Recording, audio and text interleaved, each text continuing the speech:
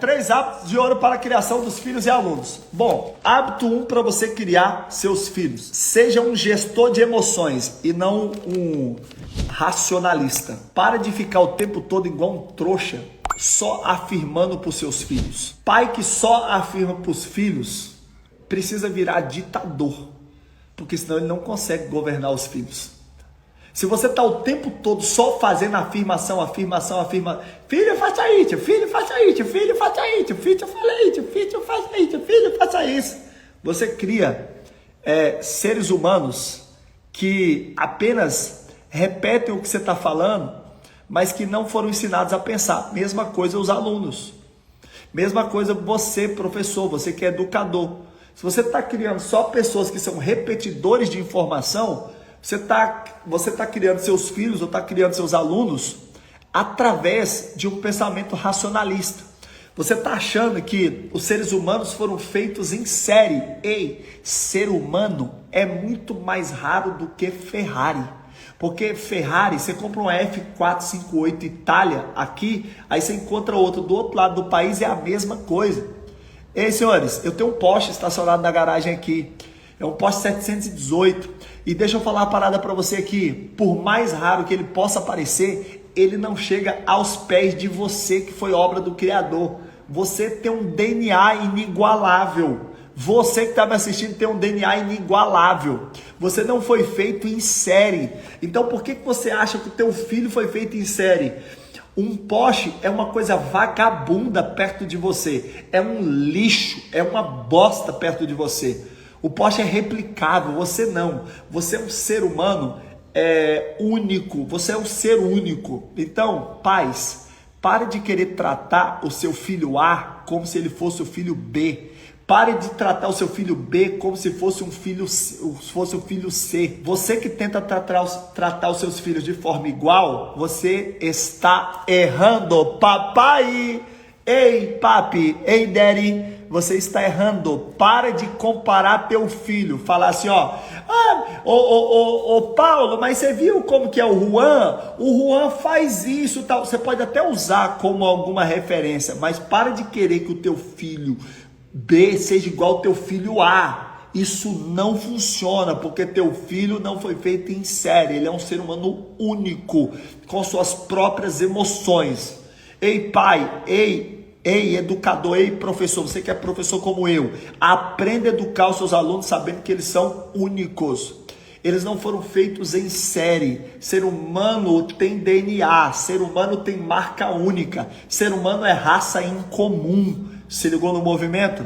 Então, deixa eu falar uma parada para você. Seja um gestor de emoções e não um racionalista. O racionalista acha que filho é tudo igual. O racionalista acha que ele vai resolver situações diferentes com a mesma formulazinha do passado.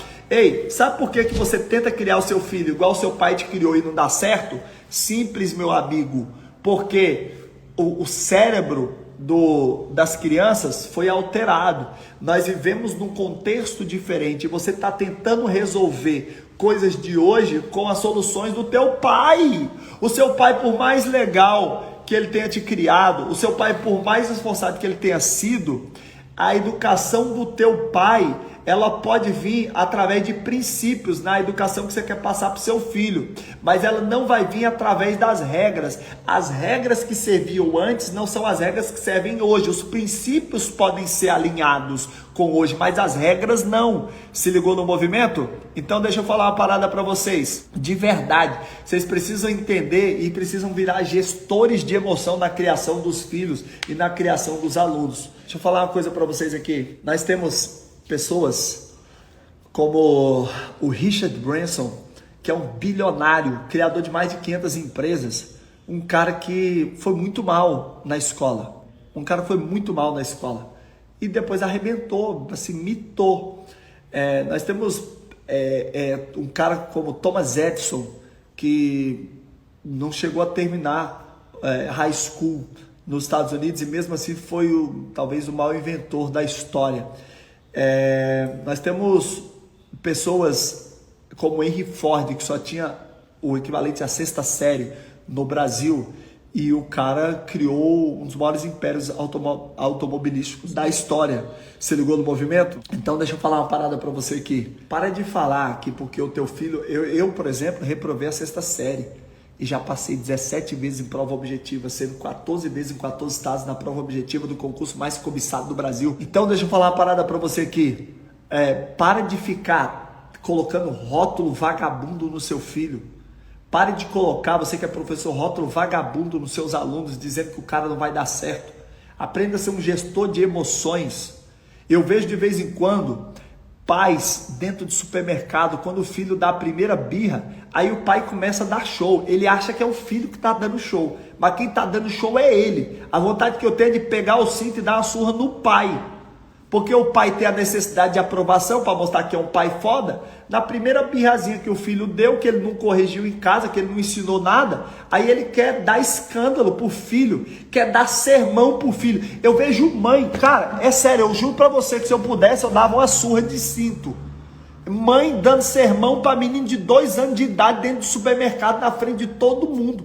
Eu fico pensando como que vai ser a vida dessa criança com 2 anos de idade que escuta o sermão de uma mãe desequilibrada, que não está preocupada com nada além de mostrar para os outros que ela é uma mãe foda. Porque dentro de casa o filho faz a mesma coisa, mas quando está na frente dos outros, aí ela quer pagar de gatona e vai dar o sermão. Assim como tem pais também.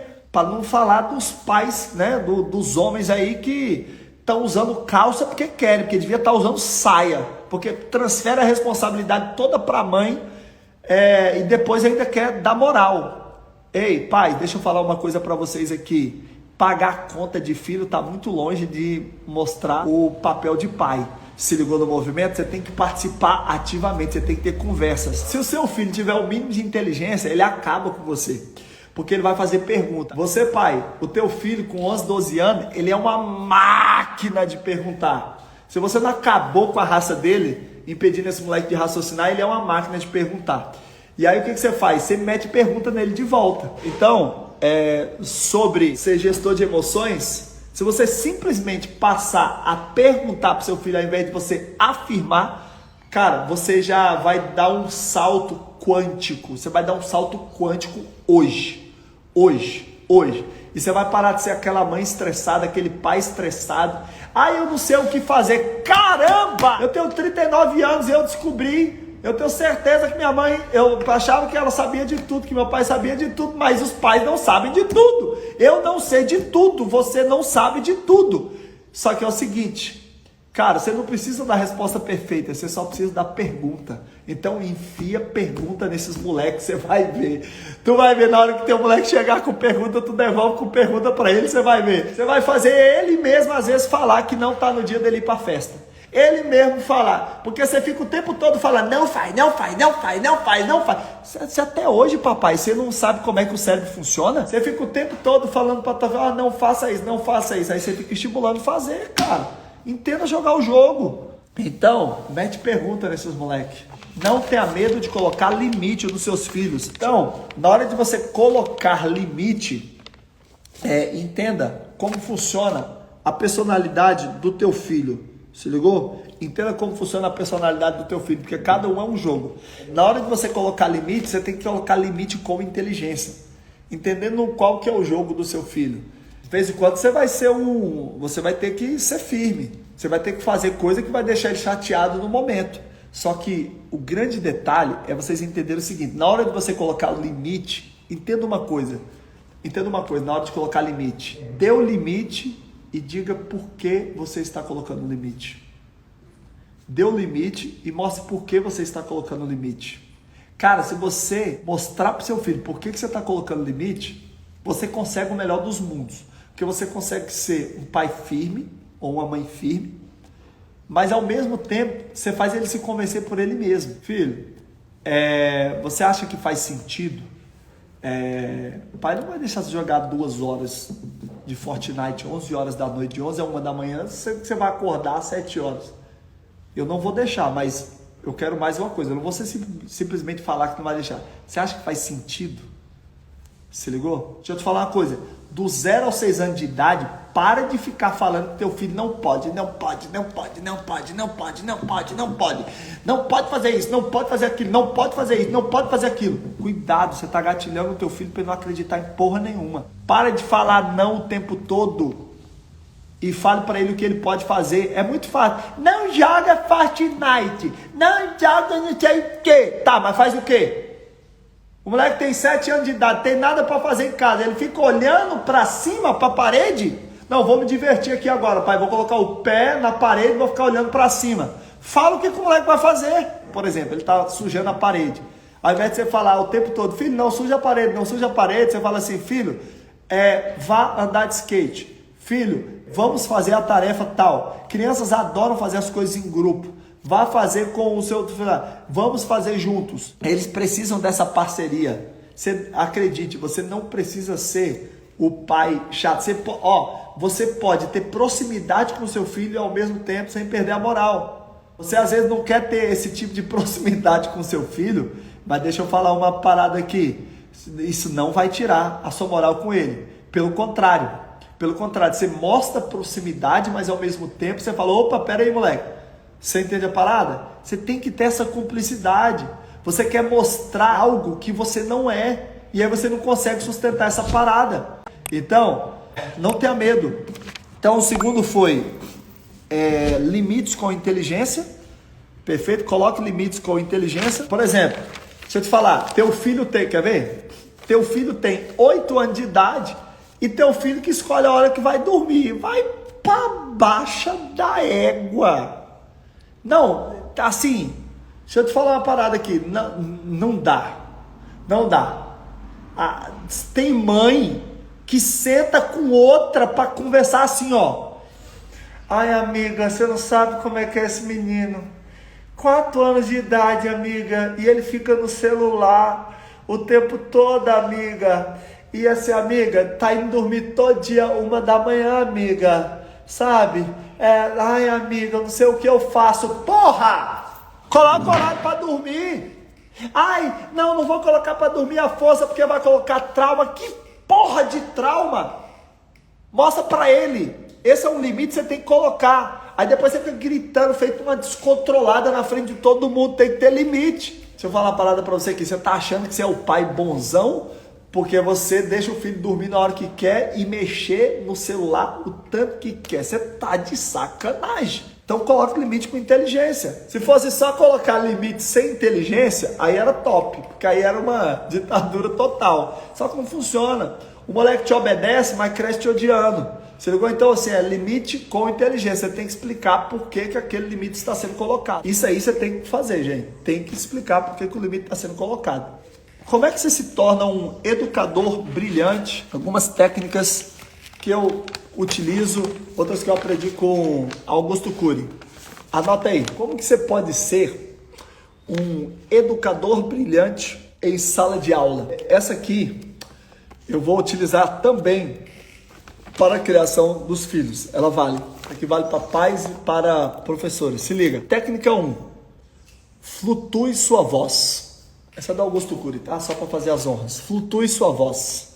A sala de aula é um restaurante do conhecimento. Senhores, deixa eu te falar uma parada. Eu preciso, assim, de 5 minutos. 5 minutos eu já consigo fazer uma avaliação de um professor que encanta para um professor que enche o saco. Assim, tem colégio que eu prefiro não chegar até a porta da sala. Porque eu seria capaz de mostrar para o cara em 3 minutos porque que a aula dele é uma bosta. Que a aula dele é uma merda.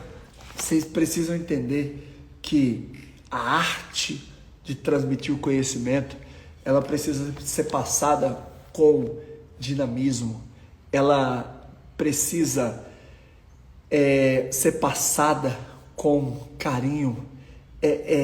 Sabe?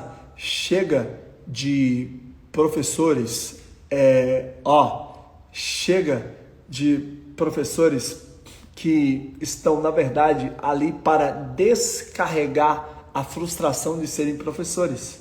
Se ligou? Então, gente, técnica da flutuação de voz. Segunda,